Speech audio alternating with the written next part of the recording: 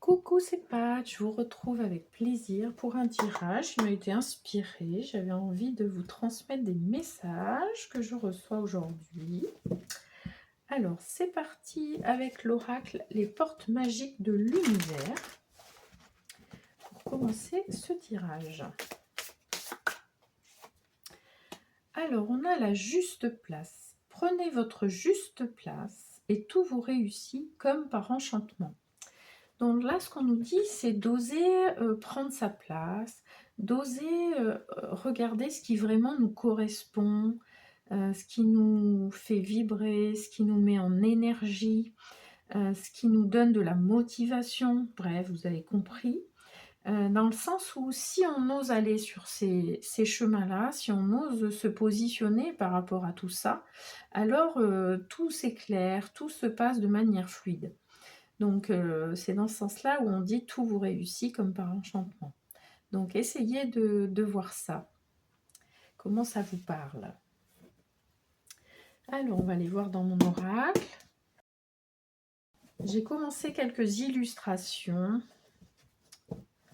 Alors, avec l'intelligence artificielle, puisque je ne suis pas graphiste. Hein.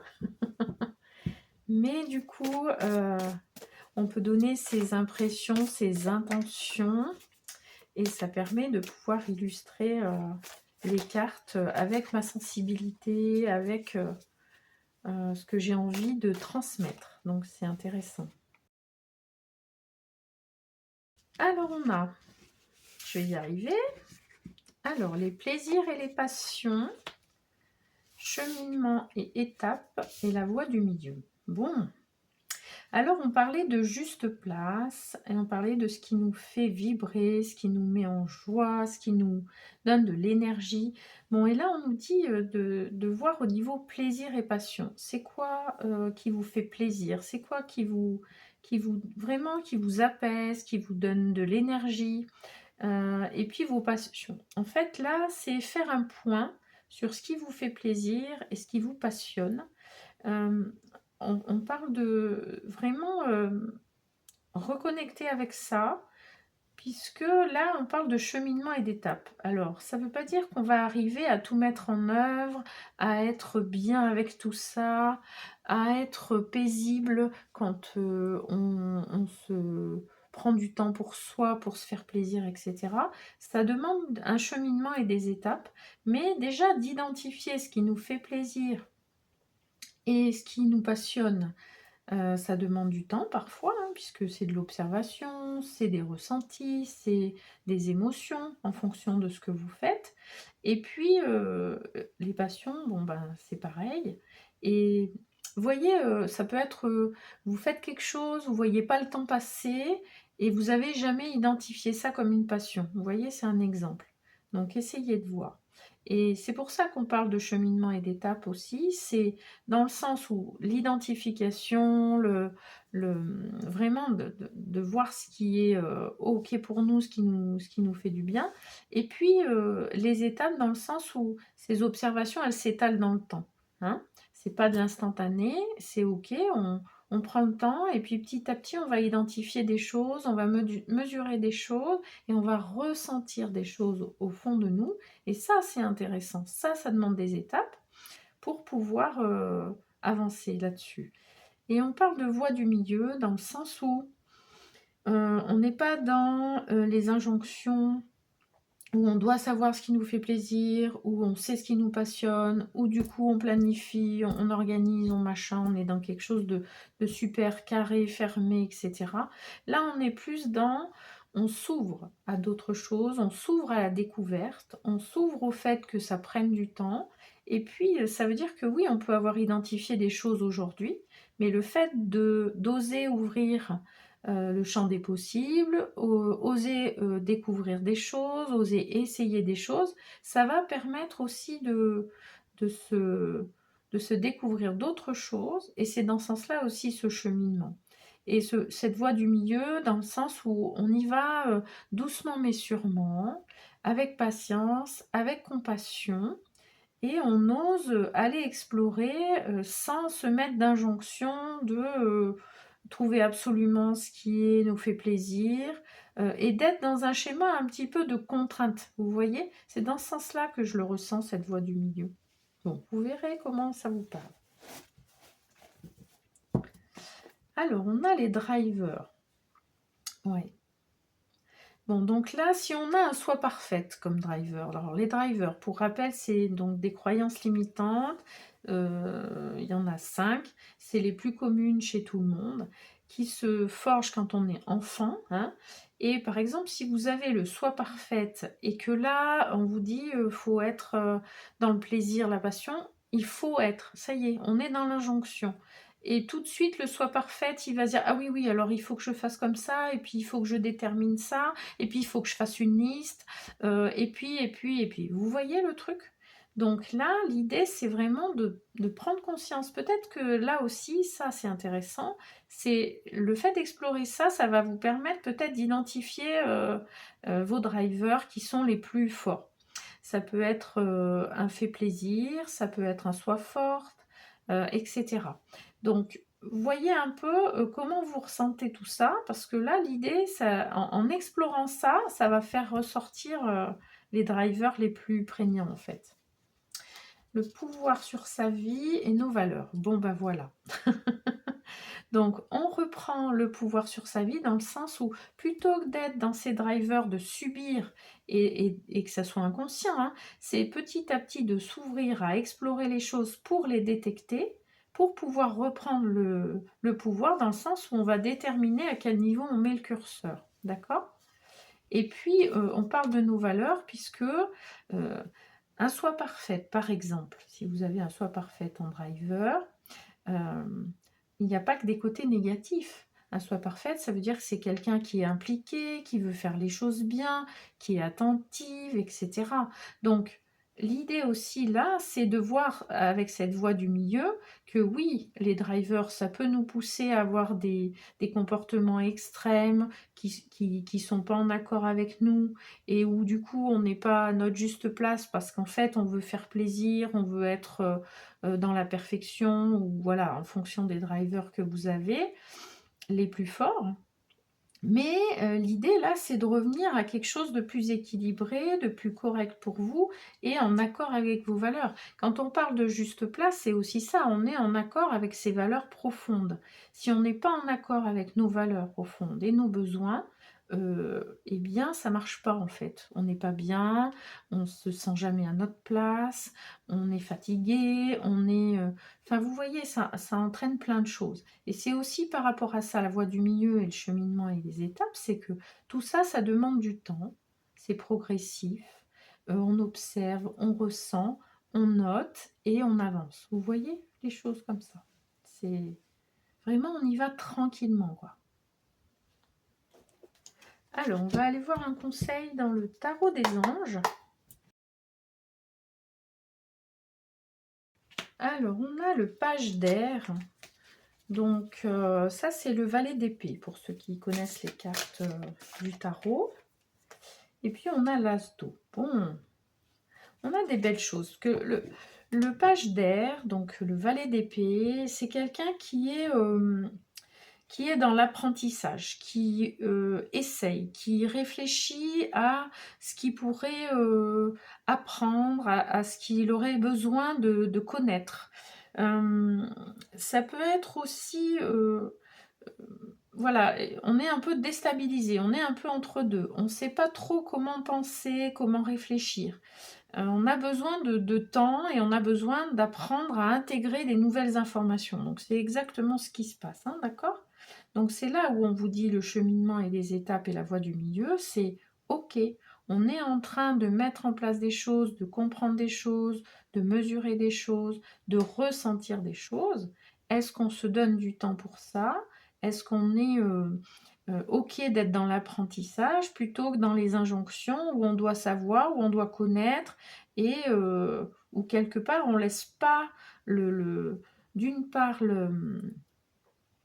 comment dire, le fait de ne pas connaître les choses, donc d'être dans une certaine vulnérabilité, et ça peut peut-être vous déstabiliser. Donc c'est aussi ça où on vous dit tranquillement, on avance doucement mais sûrement en cheminant, avec des étapes pour apprendre à se connaître, à se comprendre, pour apprendre à se reconnecter à ce qui nous fait plaisir, à nos passions, à nos besoins, à nos valeurs, pour avancer sur ce terrain-là et dans un esprit de voie du milieu, pas d'injonction, d'exigence et de jugement et de critique. Vous voyez? Et c'est exactement ça qu'on vous dit avec l'as d'eau. L'as d'eau, c'est ouvrir son cœur, c'est se reconnecter à son cœur, c'est être dans la compassion, dans la bienveillance. Et du coup, là, on parle d'être dans la compassion et la bienveillance par rapport à vous-même, sur le fait que vous êtes en train d'apprendre. Alors, qu'est-ce qu'on a en dos de deck? On a la reine de terre ou la reine de denier. Donc là, la reine de denier, elle est ancrée, elle est positionnée, elle prend des décisions, elle y voit clair en fait, hein. Elle a analysé la situation et du coup, elle peut mettre en œuvre. Donc elle va consacrer du temps à ce qu'elle a décidé, à ce qu'elle pense important, à ce qu'elle pense devoir mettre en place pour être bien. Et elle est ouverte aux autres aussi, hein. Elle est dans un échange, dans des interactions, dans du partage, vous voyez? Donc, et après, on revient à du pragmatique, c'est-à-dire on est à l'écoute de ses intuitions, de ses émotions, de ses sensations, hein. Avec l'as d'eau, c'est vraiment être à l'écoute de tout ça. Et après, on revient à du pragmatique où on a identifié des choses et du coup, on peut prendre des décisions et gérer les choses comme on a analysé, comme on a compris, en fait, hein. Vous voyez? Et là, on est aussi avec cette reine de terre, donc cette reine de denier, on est dans quelque chose où on va accueillir les choses. Elles sont comme elles sont. On est dans quelque chose de paisible, de posé, de structuré. Et donc, on a confiance en soi et on a confiance en sa capacité à gérer les choses. Donc là, ce qu'on vous dit, c'est petit à petit, on met en place des choses, on construit, on se reconnecte à votre cœur, etc., etc.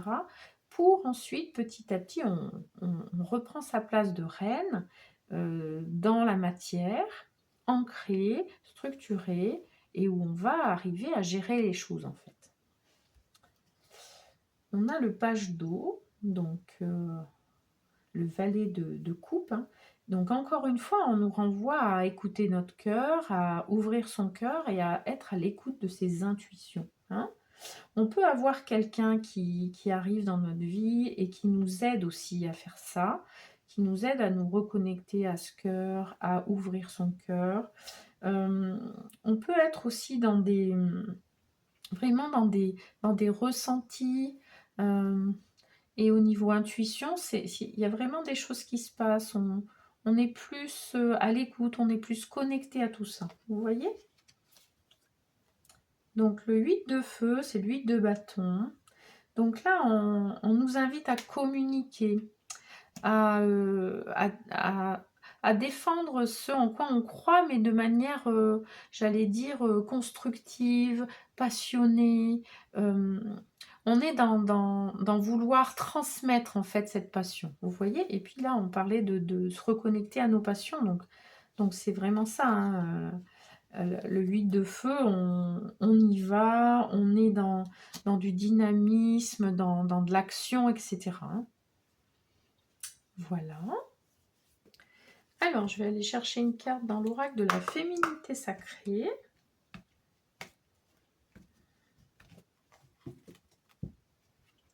Et puis ensuite, j'irai dans un dernier oracle. Oracle aimer sa vie.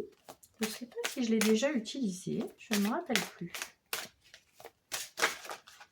Alors, elle s'est tournée. Oh. Alors, qu'est-ce qu'on a? Les sages synchronicités. Bon, soyez attentifs aux messages transmis par la vie. Il n'y a pas de hasard, tout est parfait.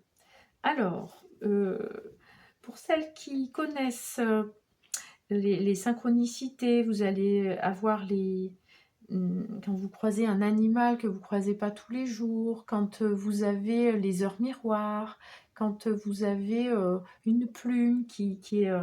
voilà. Donc ça, c'est à la fois celles qui connaissent et qui vont être attentives à tout ça, et puis pour celles qui ne connaissent pas, de voir, alors n'hésitez pas à aller voir sur internet au niveau synchronicité tous les exemples qu'il peut y avoir. Là, je vous en ai donné quelques-uns, mais il y en a plein d'autres. Ça peut être un extrait d'une chanson, vous entendez, pile à ce moment-là, vous tendez l'oreille et vous entendez quelque chose qui vous parle.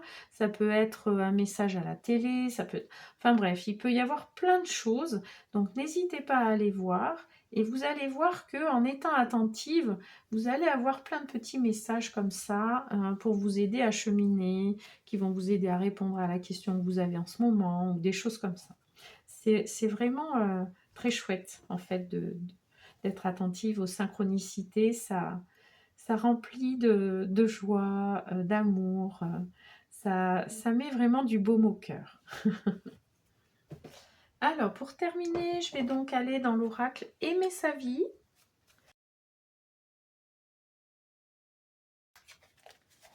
Alors, on a équilibre au quotidien, alignement et cohérence.